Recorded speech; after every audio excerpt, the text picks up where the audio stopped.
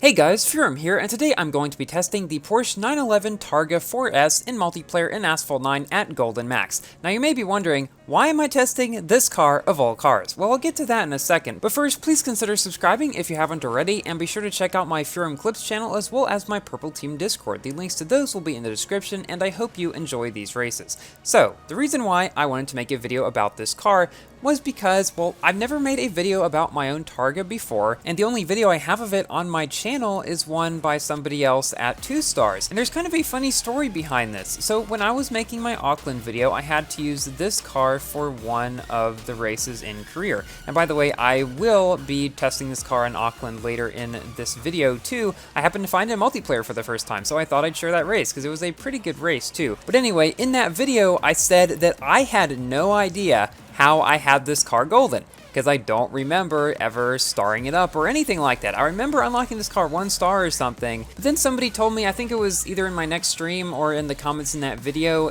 that I had specifically gotten a lower position in the Porsche 911 Club Sport Grand Prix, I think it was, in order to get my last epic. I needed to gold this car. Now, I do remember that actually, now that it was brought up, but I still don't remember actually starting up this car. It's so weird. I don't understand it, because I unlocked this car in a car hunt around the time it first came out, and then a car hunt came out for it again, but I don't actually remember playing it. I remember specifically thinking, I'm not going to play this because this car is not worth it. I must have played it and it has completely gone out of my mind, or something else happened. So funny, because like every single other car in the game, if I go and look at it, I can think, okay, I know how I start up this car. It was either an event car, or a career season car, or an unleashed car, or a pat car, or whatever. This thing, I simply don't remember what I did. Anyways, that's kind of besides the point, but kind of a funny story that I wanted to share because it is extremely bizarre to me. But now that I somehow miraculously have this car maxed and have for a while now, I thought it would be a good idea to test it in multiplayer. Now, I'm going to be testing it all in Silver League in this video. Yes, every single car, well, most of the cars that I'm going to be facing in this video are in C-Class, because I am testing this in Silver League.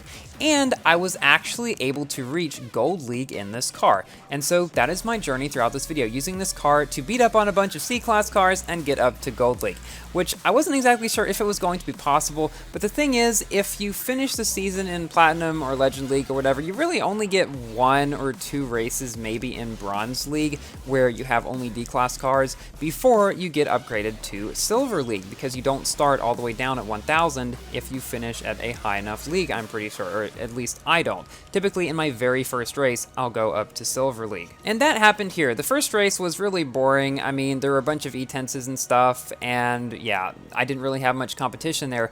But then I thought, wait a second, this car is slower than most of the C-Class cars that I'll be facing, but still fast enough to be competitive, but only if I'm actually able to drive it well. Because you see, this car isn't exactly the easiest car to drive. Its top speed is okay. It is the second highest in Class D behind the Griffith. Its acceleration is also decent for Class D. I don't know if it compares very well to Class C though. The big problem with this car though is it's very bad drifting. It drifts extremely wide, which you will see throughout this video, and especially on this turn up here. I mean, look at this. I'm drifting as much as I can while the Acura bumped me, but even before then, I was not drifting very sharply at all. And to add to that, the nitro efficiency is not that great either. I would say really the only things that keep this car alive are the decent acceleration and the decent speed. And both of those, if you're able to mitigate the poor drifting and the poor nitro efficiency, you can actually do decently in it. As you'll see throughout this video, I was racing some Acuras and Pininfarinas,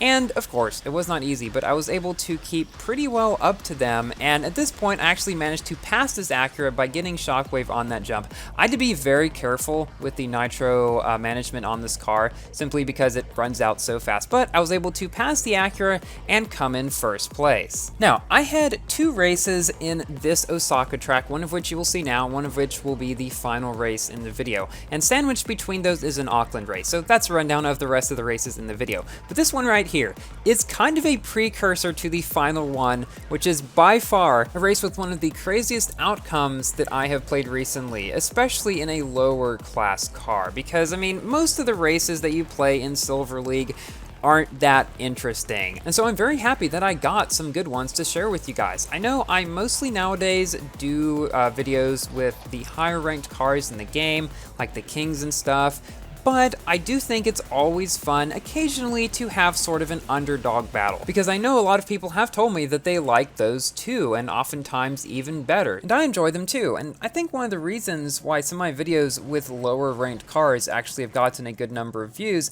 is because people are often motivated, I think, by seeing a not as good car compete decently well against either higher ranked ones or more expensive ones, because then people know that, hey, I have a chance with this car. I don't have to get the Legend Pass and get this really expensive Bugatti La Fortunor to be able to win races. I can win races in the Targa here, or whatever the car might be. That's the thing. In multiplayer, you can pretty much still use all of your old cars in multiplayer and still do pretty well. I mean, if you have the Huracan, the Huayra, the Bugatti Chiron, cars like those that are very old, but ones that I think a lot of people have, you'll pretty much be covered to do very well in Gold, Platinum, and Legend League. Now, when I first got into this race, I knew it was going to be the biggest test of this car yet, because as you guys know, even though Auckland was marketed as being a track for top speed cars, it most certainly is not. It is actually one of the twistiest tracks in the game, in my opinion. You're constantly having to drift around corners, and if not, then you use perfect nitro and oftentimes hit the wall, especially if your car doesn't handle all that great, so oftentimes there's not a whole lot you can do. And since this car drifts badly, I wasn't sure how I was going to perform on the track, but a couple of things. I have played with this car on the track before, not the specific variant, but something kind of similar, so I had a decent idea of how I might be able to get around it. And to add to my difficulty was a Corvette Stingray, which was about 1,000 rank above me. He's at rank 3,700 something,